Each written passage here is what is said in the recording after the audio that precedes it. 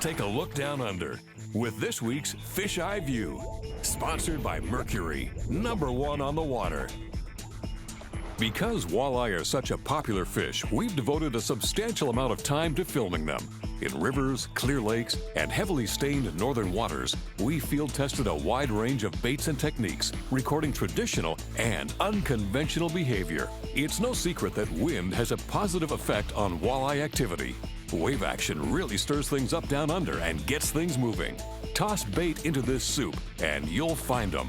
Everyone knows that jigs are top producers, but what about using an undressed model? We did just that and coaxed numerous walleye into hitting.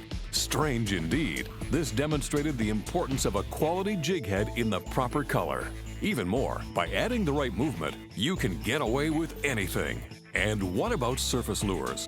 Most walleye taken up top are caught incidentally while fishing for bass.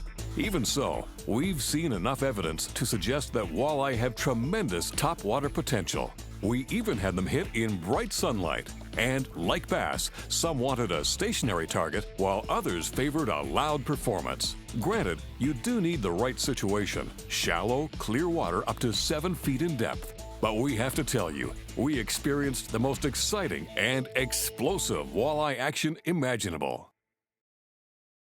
These days, there are a lot of different techniques for catching walleye, some stranger than others. Given the right circumstances, they'll even hit the surface. One of the oldest methods is still one of the best, jigging. Indeed, the twister tail is a walleye standard. Cheap and easy to use, jigs take fish in a hurry. At times, walleye appear suicidal, and yet, as any experienced angler knows, there are those other times. Prone to rapid mood swings, they become darn near impossible. At best, it's a few bumps and nudges you'd swear are tiny panfish. A softer approach to jigging can help. So too a near motionless vertical presentation.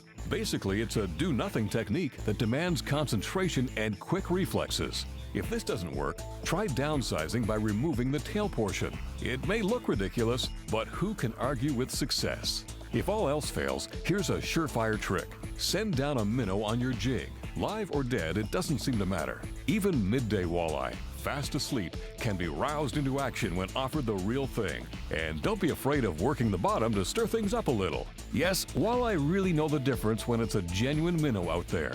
And, as we all know, when sushi's on the menu, chopsticks are optional. When choosing lures for any fishing trip, the most important consideration is profile. Individual species have distinct preferences. Trout and bass favor a stout package that provides a solid meal in one gulp. Walleye, on the other hand, prefer long, slender targets. Crankbaits designed specifically for these fish are shaped this way. Fat lures may trigger a few active walleye, especially when fast-moving, but give them a better look, and this is what you get. The same is true of soft plastics and organic man-made baits. Walleye really go for slim imitations. Because they're more durable than live bait, they produce several fish per setup. That adds up to more time in the water and less fussing. One thing we noticed is that walleye prefer to hit any bait from behind, regardless of shape. In stationary jigging, they'll literally swim around to line things up just right. The best way to exploit this behavior is by drifting. Using the wind or a trolling motor, maintain a dead slow pass over proven holding areas and structure. Vary the depth from right on bottom to well above and experiment with added action. It's a proven technique and really nothing new. But then, tube jigs are. Intended for bass, we tried them on walleye in several locations. We wouldn't have believed it, but they outfished all the old favorites.